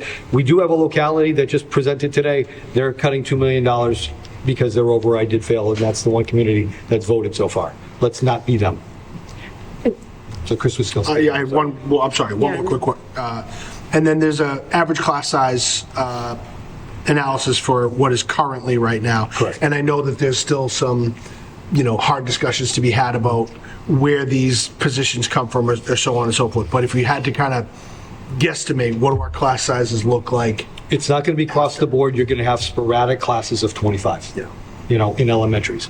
Because we're at a spot that if you pull one teacher out of it, the class size was 19, you pull one, now it's 25. It's not going to be across the board. I'll be very honest with you. 24 positions is going to be spread out throughout the district to have the least impact on students. It's going to have an impact, but the least impact on students. But some classes, and I say, and I just throw out there AP, if I end up cutting, and again, not cutting a high school math teacher on this spot right now, but if I reduce that there, we might not be offering 2 sections of AP statistics, it might be 1. So juniors can't get it next year. That's the piece of it. So it's not going to be across the board, our class sizes are going to go up to 25 in elementary. You're going to see sporadic ones, and we're trying not to touch the lower grades. So K1 and 2, I'm trying to avoid any of the class size issues there. And it's going to be as equal as we possibly can. And we might also cut some programs, especially in the relateds, depending on where they're at. I'm just not sure yet. Thank you. I had my hand up. Yep. So, just for a point of clarification, to have a contingency budget, we have to vote on it as a committee. Yep. And I believe we just said we're sending the budget. The process is that we vote a budget and it goes directly onto the warrant. Yes. That means if the Article 2 is a recommendation, if the Article 2 to the town on the floor, it's a recommendation and it's owned by the Finance Committee. The Finance Committee does not have authority. So the budget will be presented as we vote it to town floor. No override contingency budget can be provided without our authority. That's correct. And that is because there are laws and there are, requirements that have to be met, and they have to have lots of eyes on that. And I appreciate that the selectman from Hanson recognizes that we've done a good job, and of course, Whitman as well. That being said, if the override does not pass, it will devastate the town if we do get a budget. Absolutely devastate, because whatever impact they're planning to sort of spread around, it will hit the town entirely. So again, employ both towns to be honest and upfront with their communities about what professionals have told them about their need, even if it has a political cost. They were told they needed overrides. Be honest about the amounts. You guys are coming in lower than what you were told. I think that's pretty conservative, and I think the town should appreciate that. Yes, all right. I guess I have a couple things, Jeff. Yep. So the process, so to build on what Rosemary was saying, and we were kind of maybe in this boat last year a little bit, but the second Hanson town meeting. So overrides don't pass. So I'll use last year as an example, right? Overrides didn't pass in Hanson, Whitman funded. We went back to, so we sent it back. We sent our assessment back. We didn't reduce it. So let's say that happens. Overrides don't pass, we stay strong, we keep our assessment, we still don't have an approved budget by the towns, right? So we don't have a funding source. So then we run into, by June 30th or July 1, the 1/12 problem. Correct. Right? So is this? No. Okay. So that's another That's piece another that I one. think I would like to see, because for everybody listening, the 1/12 budget is 1/12 of your previous year's budget. So if we're talking about $2.5 million being taken from the schools, and I'm looking at this, and I apologize for speaking out of turn, but we're going to cut library support. We have a librarian in this district. A librarian. What the law requires. We don't have I mean, my kids go to the library and they, but we don't have librarians. This is presenting as though we have support for our librarians, who we don't have. We don't have them. And I'm looking at the program of studies at the high school, and in our program of studies that we voted on in February, students to graduate need 8 credits. Every student needs 8 credits of PE, 2 credits of health, 2 credits of arts. And we're talking about cutting PE, health, art, and band. So what are we, and don't even, I mean, and the teacher in me is going, well, if we cut if we cut the relateds, when are the elementary and middle school teachers getting their preps? That's the other part that I'm like, how is that going to work, right? They have to. So, but legally they have to. So then what are we going to finagle? Is George going to go in and cover classes for, I understand. It's other duties as assigned, that's, Right. well, So I think, as we voted on this program of studies, I think that I would like to see, and I guess we'll kind of have to see what happens in May, but this is fine, and don't get me started on $1,500 for a kid to play 3 sports. just to answer your question, the $2 billion of reduction, I'd have to go to 3.375. Right, so what are we doing? That's level funded. Right. On July 1st. Right, so, and that would be It's just going to be across the board. 35 teachers? Yeah. Yeah. We did that in FY20. Right. I mean, and that, we didn't have a budget. Yeah. And I think it's important for everybody to know that we have to notify any employees by a certain date that they might be gone, whether or not it happens or not. And we have to be very mindful of that. I believe it's the 31st of May. Correct. If not before. I always wanted it before then, because I, as a teacher, would like to know before to try to get a job. So we have to notify all the employees. So if they don't pass, we have to give out pink slips, I'm sorry. I mean, whether we like this cut down or not, we have to give those out, okay? We have to do this, even if we stand by our assessment, because it has not been agreed upon by the 2 towns. At that point in time, pink slips have to go out, okay? And, I just think that everybody needs to understand that on the committee, because sometimes the committee doesn't realize that. So that is a must. No matter if the override doesn't work in either town, it doesn't matter. Those have to go out until everything is settled, and then they can, hopefully get their jobs back. But yes, Karen. I wanted to follow up to what you just said, Beth, and it's a clarification question, I guess, for you, Jeff. So if we end in a situation which none of us want, of a 1/12 budget, the unemployment costs kick in, because those teachers, and then potentially we risk losing those teachers and not being able to hire them back, having to onboard. Correct. And HR decisions around new teachers, so there's additional costs associated with that as well. Correct. Yeah. And huge, because it's going to be deeper at a 1/12. Right. And as of July 1, every teacher who's got a slip is not employed here And can collect. and start collecting Yep. on July 2nd. Yeah. Can I just make a comment about this contingency plan, which I do think is helpful for everyone involved to see, Jeff? I'm thinking a lot, Dawn and Sean, about where we started in this journey 10 years ago of our involvement with the schools and the school committee and school funding. And I think this is horrifying to me. Yeah. This is setting us back 10 or more years. We were 2015, 2016 when I had my kids in elementary school, and we had some class sizes of 28 at an elementary level.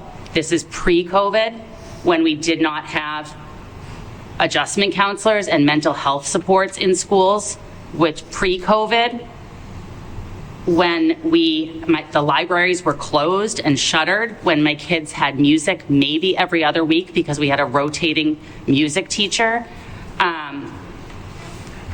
when we fought for years for full-day kindergarten.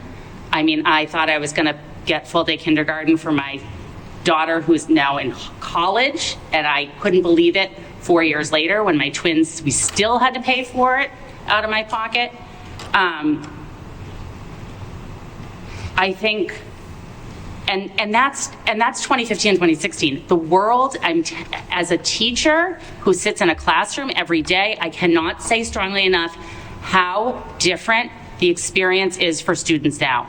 They are different, and there's so many reasons that we can speak to around that, around technology, around COVID, around the state of the world, neurologically, socially, emotionally, academically. Their needs are so much different and so much more than they were in 2015 and 2016. And this was horrible then.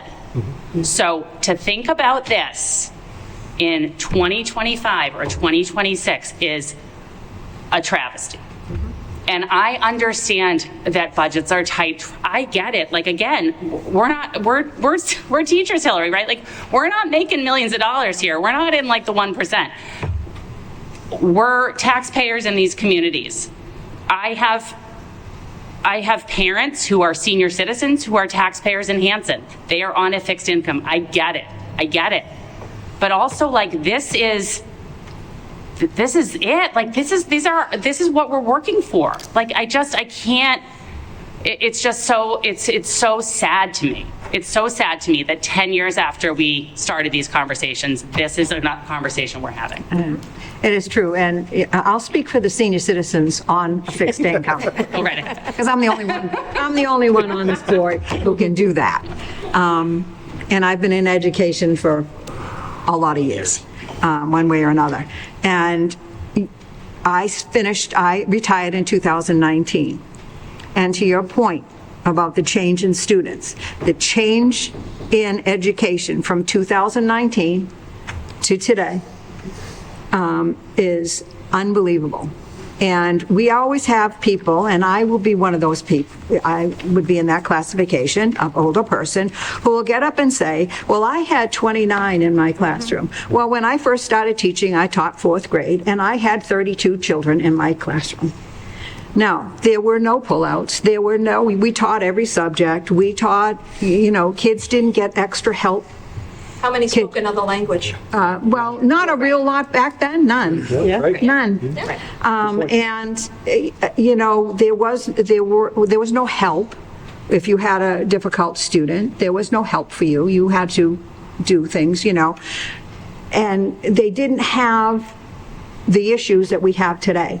And some people are complaining about technology. Well, I hate to tell you, but part of the Mass General laws is we have to have, for schools, technology. And the children have to, because we've had some, people saying we use too much, but they have to be trained in technology. It is part of the law. So I just, it is amazing to me, and I'm the first one to say, no, do I want my taxes to go up? Heck no. I live in Whitman, so I understand. We have new buildings, and we have the VOTEC coming up, and which can be a killer for everybody too. But I see what is needed here, and I will speak because of that I am willing to sacrifice certain things around my house maybe to make sure that I do pay the tax bill that is supposed to come up, that is supposed to help everybody, not just one town department, but everybody, and including the children in this town, who we are lucky enough that many of them come back and work here. Whether it is in schools, or whether it is, we saw it in the police department, the fire department, if anybody went to the 150th celebration the other night. Richie Rosen talked about the parent and child who are in the police or in the fire department have come back to stay in this town and work for this town. So I think, it's really important that we look at it. So, speaking as a retired person who is, well, now above the age of 70, I just want to make people understand that when I had my kids, somebody was helping pay the taxes on my kids going to school. When I went to school in Hanson, somebody was paying my taxes. When I went to Washington Street School and Indian Head School, somebody was paying for, help my parents put to put me through school. So, it is part of being an adult. It is part of being a citizen of the town and of the state. So I've said my little piece. Dawn. Thank you. Times have changed, and we know that because the middle schools in both towns offer a class that wasn't offered before. It's called City. Yeah. You don't know its concerns impacting today's youth. So I almost feel that while we could use that salary to offer the world language program, we're now offering a class that helps students to better understand socializing, problem solving, and I'm not going to talk about the curriculum, but that just reminded me. We have to do that, and we do that, and the kids really enjoy that class. The 0% in 2016, I'm pretty sure that happened because, as chair of Finance Committee said, they were able to negotiate the budget. Yeah. They negotiated so much that they convinced the schools neither town had money. Probably. Go read the annual report. I'm sure there's some doom and gloom story in 2016. And 4 years before that, I remember that Whitman town meeting told all the taxpayers we need a new police station and your taxes won't go up at all. That's wonderful. Great. I'll sign off on that. You know how they did that? They managed the budget somehow that they paid for a building out of free cash every year. 2012. Wasn't until around 2019, Town of Whitman then put a ballot question to have a debt exclusion, to finally pay that debt the way it should have been paid. But for 7 years, money that probably could have been allocated to a 0% school budget paid for a building. Yes, we have more buildings now, which are important because that middle school in Whitman, yes, this probably still has some conditions of air quality, and there's kids and teachers in there, and the town voted for it, so it's there. And yes, there's another DPW building. And that's just capital items that need to be done and need to be handled by the towns.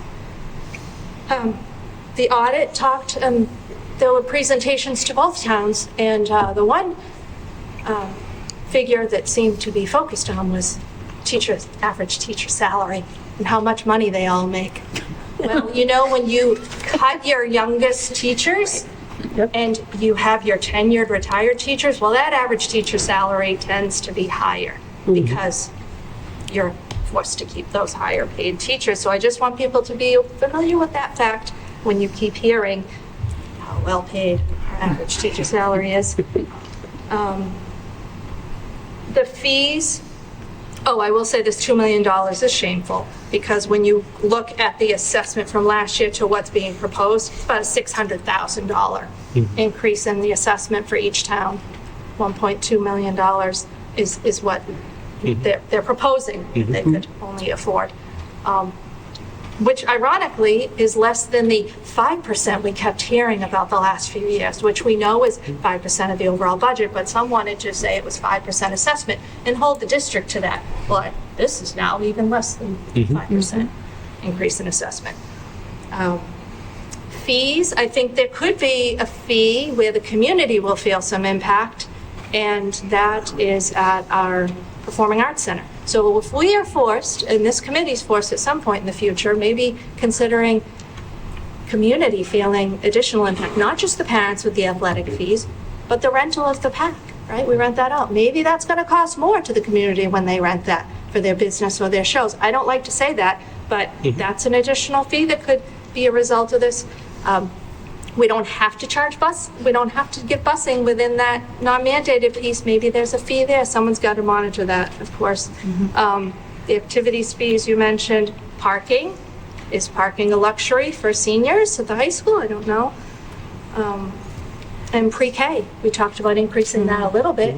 Maybe it's got to be even more. If push comes to shove. And those are the pieces, I proposed this to get a flavor. Yeah. But, Yeah. and again, we could, the challenge of, the parking, we actually talked about that a little, is monitoring that and making sure it's not a more burden on a potential area that may be a cut to monitor. Yeah, that. an administrator. So it's kind of that and what the revenue would be. But that, everything's on the table, folks. Yeah. I mean, My last 2.5. My last question is regarding E&D.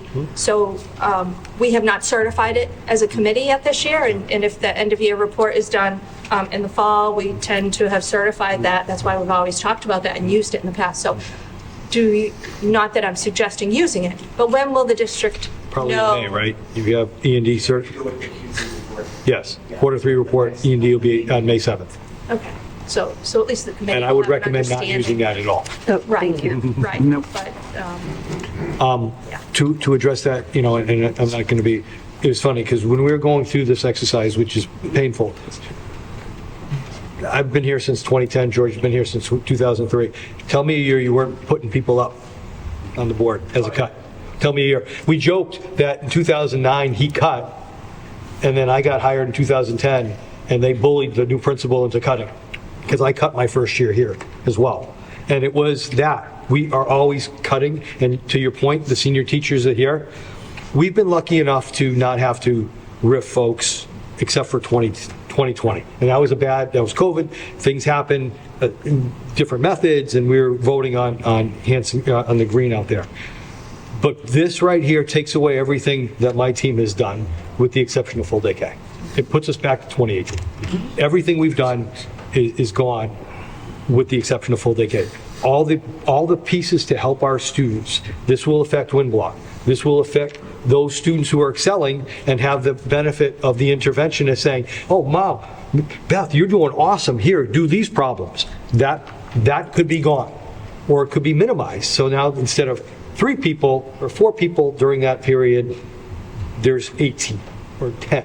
So again, everything that we've tried to build the district to where we want to be in that bottom 5th, okay, is going to go back down to that bottom 5, Again, potential. It hasn't been done. And I sent out an email to the staff today, and one of the pieces I put was, this isn't over, this isn't done yet. We need to advocate for ourselves. I truly believe when I was hired in 2018, and the committee asked me about finances, I try to be as fiscally sound as I possibly can. But understanding, as Carrie, you said that children pre-K to 22 are a very different person, sometimes much better. I mean, their critical thinking can be here, but then the need of having someone else to talk to, having a trusted adult to talk to outside of their counselor, has grown exponentially. So the child is different, and the fiscal responsibility to educate those children is very important. Yes. I just want to point out, a lot of these cuts are just taxes on parents. Yeah. They end up being taxes on parents. And why, and I really want to bring this up because we have 2 Title I schools. Technically, I guess one is kind of slipping out, but it's all in Whitman. So Whitman parents, we're going to have a lot of and this happened with our pre-K. One of the reasons, I think I talked to John Byers and I said, I'd like to see if we can look at how many students we have out of pre-K. I'm noticing the only towns that don't have pre-K, full-day pre-K, are really wealthy ones where parents can afford it. When Dawn did the numbers, she found that we had the highest amount of children who did not have access to full day K in Massachusetts, and they were from Whitman. So if you're a parent that probably can't even begin to have your kid start off on the same foot as everyone else, that means we have tons of kids that started out irregularly because we failed to fund them in Massachusetts, okay? In Massachusetts. That's a shameful thing. Let's not continue this anymore.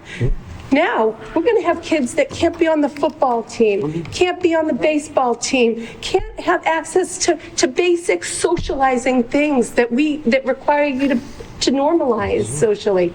We will have that, and it will hit Whitman more than anywhere else. Those same kids that we denied, or families we denied full day care for.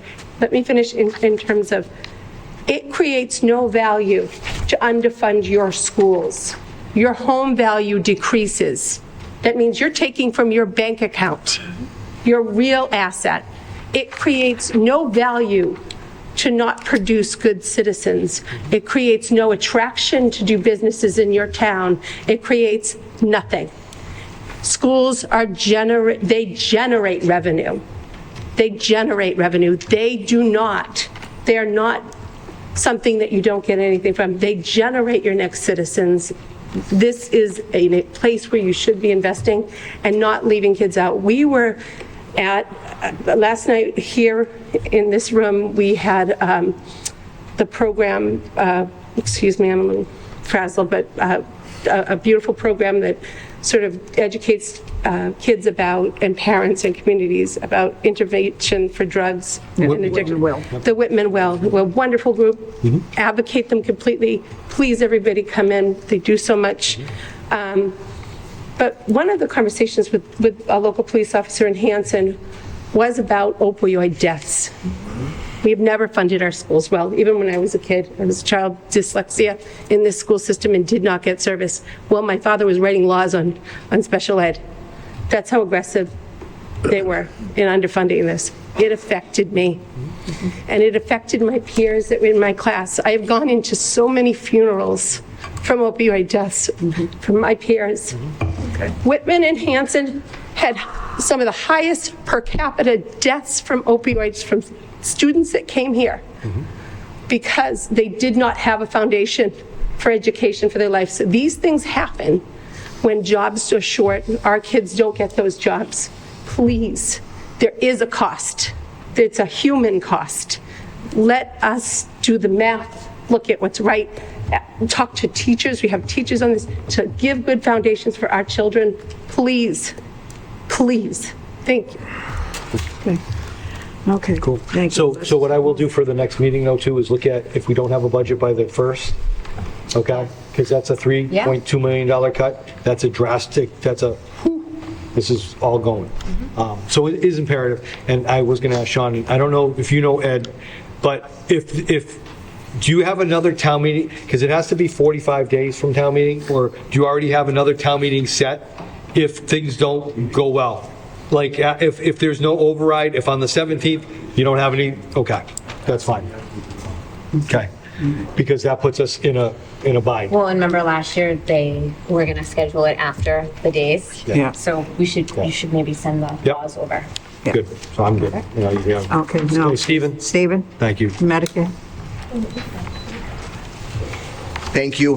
Before you tonight, requesting a vote of approval to use FY25 funds to reimburse Medicare deductions taken in air from a prior year in the amount of $5,042.02. So following the breach, when all staff were input into the new payroll system, there was 2 employees that had been hired prior to 1985, and they're exempt. If you were hired before 1985, you're exempt from paying Medicare tax, and so that was in error when they were input into the system. They have since retired, but in gathering documents for the FY23 audit, this was discovered. So not from the auditors.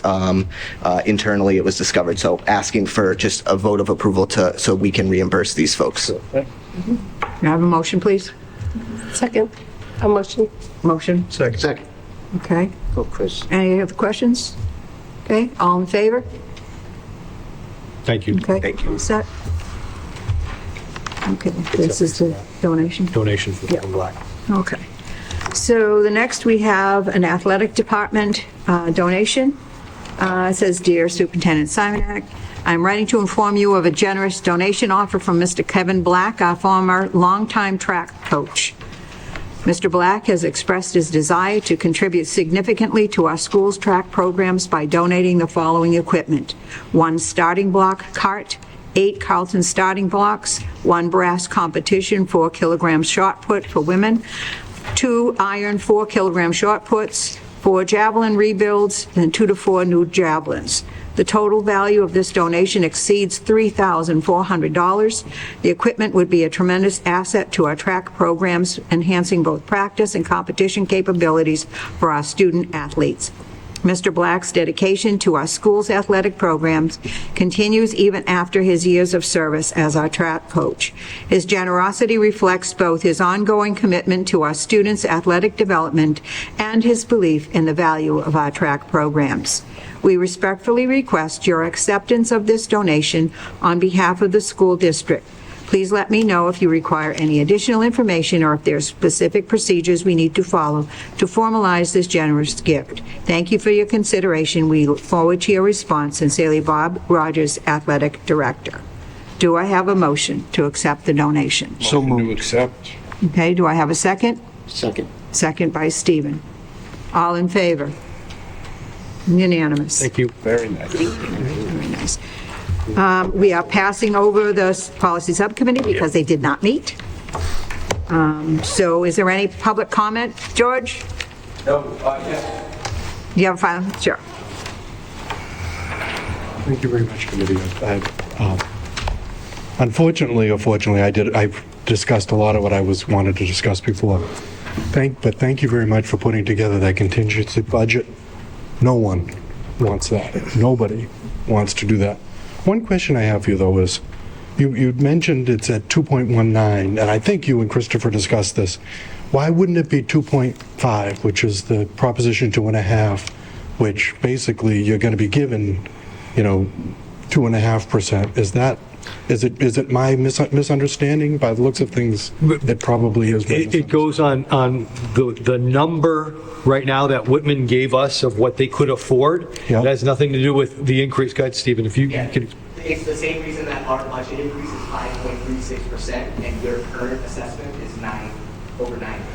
Yeah. So it's a 2.19% increase in our budget. Okay, but what we've been hoping to hold most departments to is 2.5%. It's against, I mean, we can, but we, then you need the override if you can't keep it to 2.5%. So some departments get less than 2.5, some get more. So if we don't have an override and one department goes more than 2.5%, it needs to come from somewhere, if that's what's voted on. We're not hoping for that. Many of us are hoping for the override, and we definitely don't want this. But I think I'm worried what the residents of Hanson are going to think. I'm hoping we can present something similar to that, if not that, contingency plan, so that people will know what it means.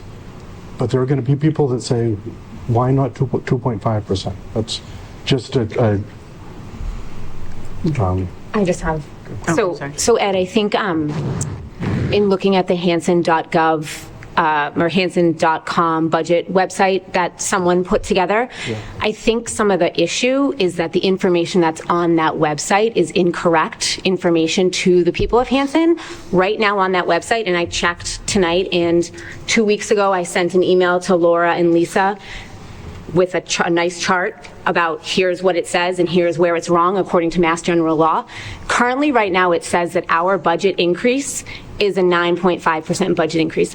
That is incorrect factually. And so I think until the people of Hanson are given the actual facts from the people that they go, no, you're the only one from Hanson here other than us on this board, right? So they're going to that and they want a 10% increase in their budget. That it is not. We want a 5.36%, right? But last year, Kara and I came to your meeting and we said the same thing to the 5 of you sitting there. So there's an issue with, so the The things that I pointed out that were incorrect according to the law were fixed on that website. I also pointed that out. It was not fixed. Okay. And I checked tonight, and it's still not fixed. So the people of Hanson aren't being given factual information. Okay, well, that's, anybody that knows me, I only want the facts, nothing but the facts. Please don't lie to me, please don't sugarcoat it, give me the facts. Yep. So if they're wrong, they've got to be fixed. I hope you can show me something. He's got the last comment. We do not have to respond to their No, comment. I'm asking Hillary, on the website, do they have the Madden recommendations? Because that's really important. That is what they paid for. And in that, they said 5% would be low.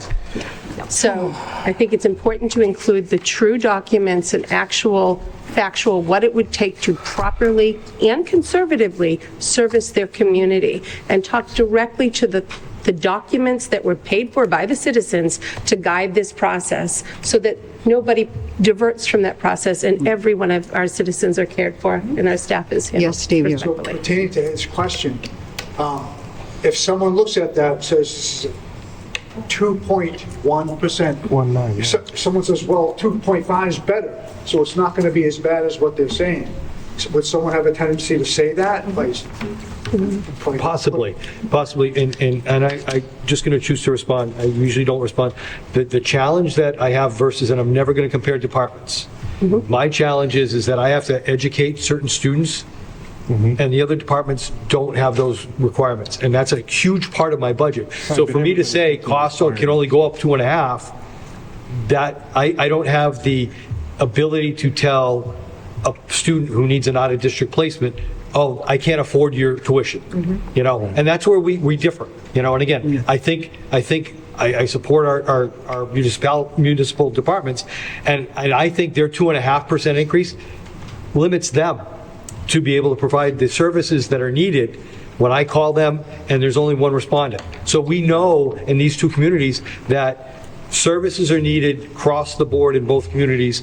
The municipal services are needed as well. I agree with that 100%.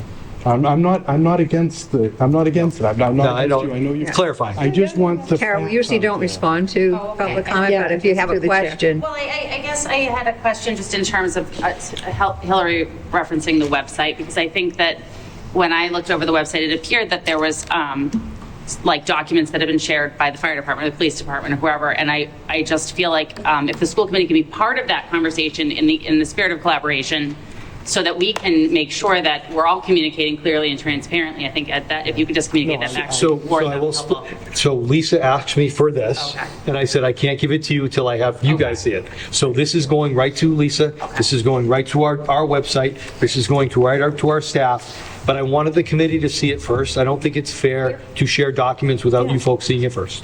So she did ask about a week and a half ago, and I said our meeting's on the 9th. That's really why I moved it from next week to now, so we have more time. And also so that we could be prepared for the forums. Yeah. Because the forums are going to start next week, and so in Whitman anyway, and then Hanson the week after. So, you know, it just behooved us to move so everybody could have the information of what the possibilities were if you're going to attend the forums. And Jeff will get the dates and times to all the forums. So if you can make any of them, it would be appreciative. Yep. I'll send it out to both TAs because I was going through one of the select board members in Whitman for tentatives. So as soon as I can solidify it, I'll get that out. And again, I'll post that on our website because we want parents involved, you know, and as much as we can getting out on our site. The forums in Hanson are during April vacation.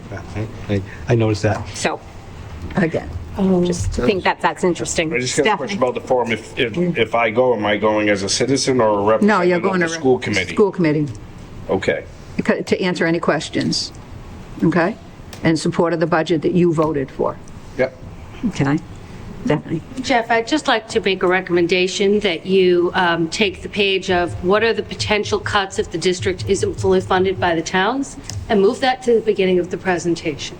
And my reason for that is because while all of this is really valuable and important, I don't think that, I'm not sure I trust that everybody's going to get to Get to the that, end? that page.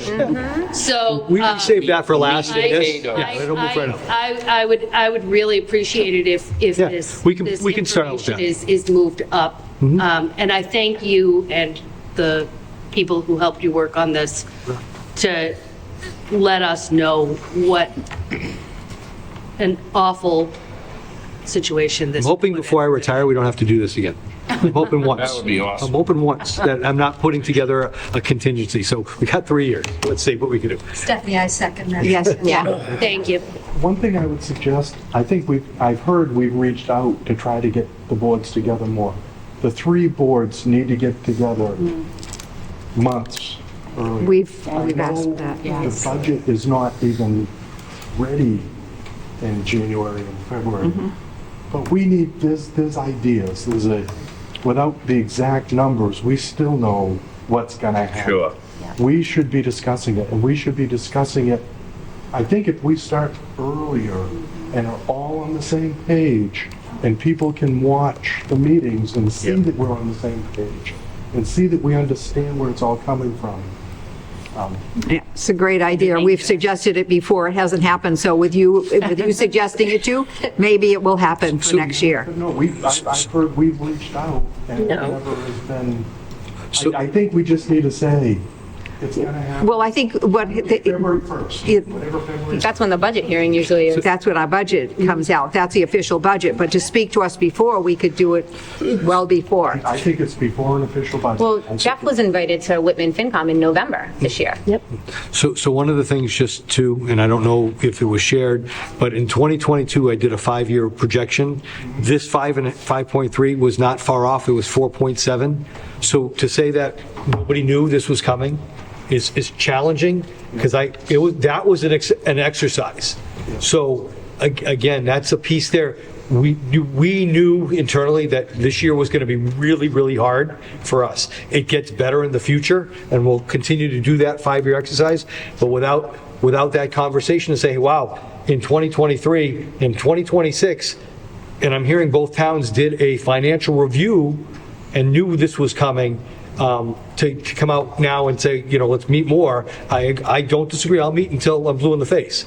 But those numbers were there. It is a little bit more because things shifted, and I give the person who put this together in 22, you're pretty on target. To be 0.6% off, not too bad, knowing the economy that we're in now. So again, I appreciate your time. Yeah. Be a non-selecting for a minute. Be a person. Human, yeah. Getting run through the ringer as far as the school committee, but not the school committee, the school system here. Every step of the way, I feel like you guys we're saying to you and the schools, thank you, sir, can I have another? We have fewer people on the board. We're paying more per student. And now I look in the paper and you're like, oh, now we're going to change busing. I can't believe you're going to come out and change something. No, so we're not. So you read that wrong, and that's misinformation. No. That's not accurate.